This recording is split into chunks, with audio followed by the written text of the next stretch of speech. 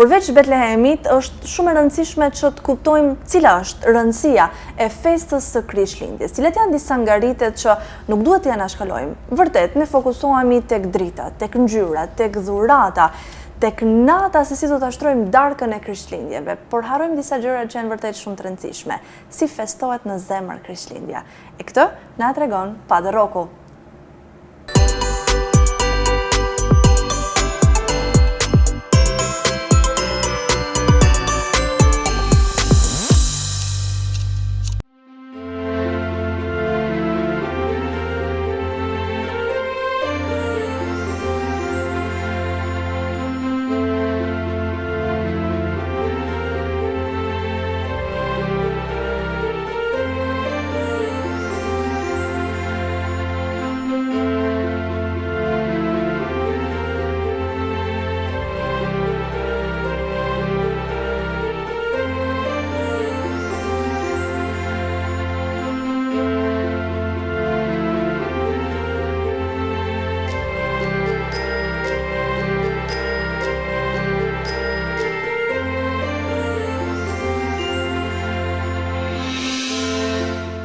Kamera e misionit e Tokim është zhvendosur në famullinë Grudere për të takuar një padre i cili do të na tregojë rëndësinë e Krishtlindjes, rëndësinë e kësaj feste të bukur. Cilat janë disa nga ritualet e kësaj feste, cilat janë disa nga gjërat më të veçanta të cilat do t'i përcjellim përmes këtij inserti. Jemi me Padre Roccon. Padre Rocco, mirë se të gjetëm dhe faleminderit që na pritet. Mirë se erdhët edhe gjithmonë të mirëpritur në shtëpinë e Zotit edhe në shtëpinë tonë. Festa e Krishtlindjeve është një ndër festat më të bukura, por edhe më të angazhuara. Si e sheh ti se po zhvillohet kjo festë në vitin 2025?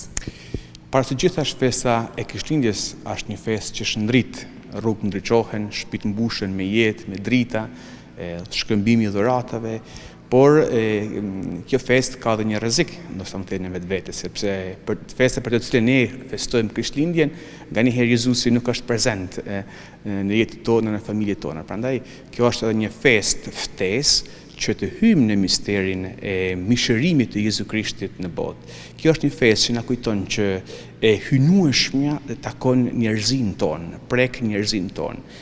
E përjetshmja takon kohën tonë. Pra kemi një takim të Zotit me të padukshmin, me të dukshmin. Pra është kjo misteri i Krishtlindjes. Edhe besoj që edhe këtë vit nuk është një përsëritje e Krishtlindjes, por çdo Krishtlindje është një Krishtlindje në vetvete. Jezu Krishti lind përsëri edhe këtë vit në jetën tonë, në Betlehemet e zemrës tonë. Si mund të ndihmojmë njerëzit që ta përjetojnë më mirë këtë lindjen e Krishtit, me gjithë këto angazhimet, me gjithë këto punët që janë të përditshme dhe janë të përhershme në fakt për jetën e njerëzve, me problematikat e Shqipëria po kalon goxha shumë problematika. Si të ndihmojmë njerëzit që të jenë më afër Krishtit, ta ndjejnë lindjen e tij? Koha e Krishtlindjes ose Krishtlindja para përgatitet nga një kohë që quhet koha e ardhjes, që janë 4 javë. Dhe mendoj që ne kemi shumë të nevojshme të ulemi, të marrim frymë thellë, të meditojmë, të shohim vetveten se ku jemi, të shohim dhe të realizojmë ato pak ëndra që na kanë mbetur. Dhe besoj që Jezusi, që është vetë drita, është ajo simboli Krishtlindjes që ndez, që mban gjallë të gjithë zjarrin e dashurisë që Zoti na ka dhëruar neve. Edhe situata në Shqipëri sigurisht është një situatë që po përjeton pak a shumë edhe periudhën në të cilën Jezusi ka lindur, sepse po ta dim një paralelizëm i bukur ky. Sepse Herodi donte ta vriste Jezusin, sepse nga frika që ai mos të bëhej mbret. Shpesh herë në vendet tona, në mentalitetin tonë, në kulturën tonë, shumë kush ka dëshirë të vras shpresën tonë, të vras të ardhmen tonë, të vras identitetin tonë. Prandaj kjo është një kohë kthimi i identitetit tonë si të krishterë, por edhe si shqiptarë, si njerëz të Zotit, sepse besoj se gjithë secili nga ne, si më i miri, si më i keqi, ka një dritë në shpirtin e tij, në zemrën e tij. E shpesh herë kjo dritë mbulohet nga mlefi, mbulohet nga padrejtësia, mbulohet nga pakujdesia, nga shumë gjëra të tjera. Prandaj kjo është një kohë që të fshim pluhurat e zemrës tonë për të gjetur atë dritë që Zoti e ka ndezë në jetën tonë me ardhen e Jezu Krishtit. Sa bukur e ke thënë, ti fshim pluhurat, jo vetëm të shtëpisë, siç bëjnë zakonisht nënat këtu, jo pjesa tjetër, por edhe pluhurat e zemrës. Dhe janë ritualet, mendoj, të cilat na ndihmojnë, jo vetëm kishën, por edhe njerëzit për të gjetur këtë dritën e vërtet që ju thoni. Cilat janë disa nga ritualet që janë të domosdoshme në festën e Krishtlindjes? Një nga ritualet për ne është kremtimi e Eukaristisë së Shenjtë, pra e meshës së Shenjtë, ku zakonisht nga traditat tona gjithmonë kremtohet gjatë natës. Pra Jezusi që lind në errësirën më të madhe e të natës. Edhe pikërisht në datën 25 dhjetor është një datë fikse që më përpara ishte një festë pagane që kremtohej solstici i diellit, pra do të thotë që një ditë pas do të fillonte që të ditët zgjateshin më shumë. Pra dielli fillonte të ndryshonte më tepër. Dhe kjo është simbol që Jezu Krishti lind në natën më të gjatë të vitit. Por është pikërisht ai që ndriçon çdo errësirë të jetës sonë. Kjo është edhe një mesazh teologjik që kisha në shumë shekuj ka dashur ta transmetojnë dhe transmetojnë akoma sot.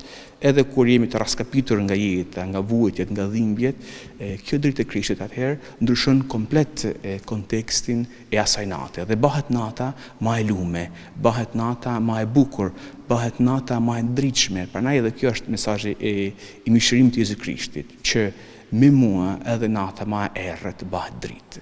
Dhe vërtet një mesazh tepër i bukur edhe prekës. Si e përjetojnë njerëzit, besimtarët?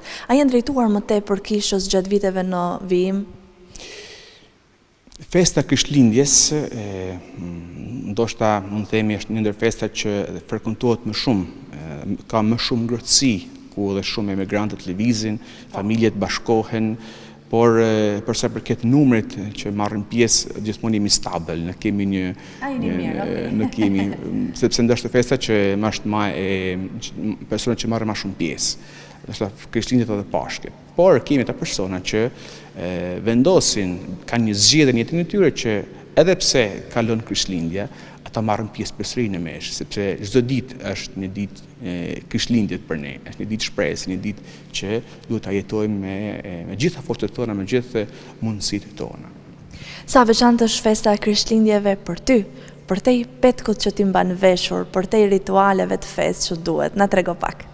Për një meshtar, sigurisht është një festë jashtëzakonshme, mund të themi që ne hymë më shumë në thellësinë e misterit, por gjithmonë, personalisht unë kur kremtoj Krishtlindjen, kthehem pak pas në fëmijërinë time, që duke përjetuar Krishtlindjet në mënyrë shumë unike, të varfër, por unike. Unë kujtoj shumë mirë kur përgatitnin Betlehemin, kishim personazhin e Zojës, por nuk kishim të Jozefit, ose na mungonte një dele, na mungonte Jezusi, por e gëzimi i fëmijëve tanë, e syve tanë ishte po aq i shndritshëm sa vetë Krishti. Prandaj kjo është një copës që unë kthehem gjithmonë pas, por duke e përjetuar si meshtar. Për ne është e rëndësishme që të jemi më afër edhe njerëzve, mbi të gjitha ndaj familjeve në nevojë. Ne kemi edhe një program së bashku me TRIT që do të shkojmë për të vizituar dhe për të sjellë diçka aty në familje që ka nevojë. Një kujdes kërkojmë me sa mundsi kemi të kemi anke edhe ndaj të moshuarve. Një zonë jonë është një zonë plot me persona të praktikën, të moshuar, të sëmurë që kanë nevojë edhe ato për pak dritë. Edhe kremtimi i sakramenteve. Ne jemi këtu edhe për këtë sakramentin e rrëfimit, por edhe për të përjetuar natën e Krishtlindjes, si thash më parë që është natë e veçantë, kur Jezu Krishti foshnjë sillet në procesion dhe çohet drejt Betlehemit dhe aty fillon muzika, fillojnë këngët, fillon ndriçimi i kishës edhe merr jetë çdo jetë e jona. Vërtet tepër e bukur dhe emocionuese çdo detaj që ti përshkruan. Unë falenderoj shumë për kohën, por edhe mikpritjen e madhe që ju na dhuruat. Një urim për të gjithë miqtë e emisionit Të Tokim. Për gjithë miqtë e juaj uroj që në çdo shtëpi të ketë dritë, në çdo zemër të ketë dritë, edhe ju ftoj që të rizbuloni atë dritë që ju keni në zemrën e juaj, në shpirtin e juaj. Faleminderit. Faleminderit edhe juve edhe për shumë vjet.